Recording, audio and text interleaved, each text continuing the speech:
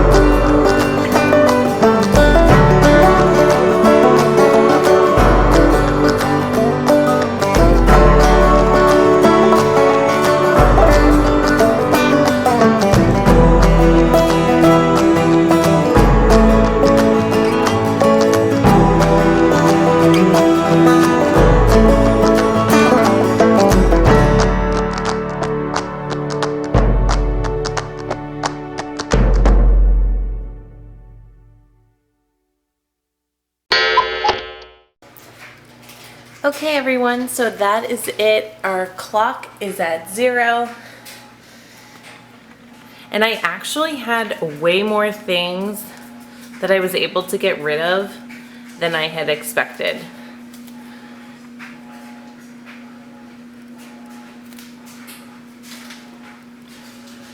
So now everything's nice and clean and organized. So I hope this video was helpful. Thank you all so much for watching. If you're new to my channel, please consider subscribing. If you like this video, give it a big thumbs up. It really helps me out a ton. And I look forward to seeing you all in my next Tidy in 10. Bye!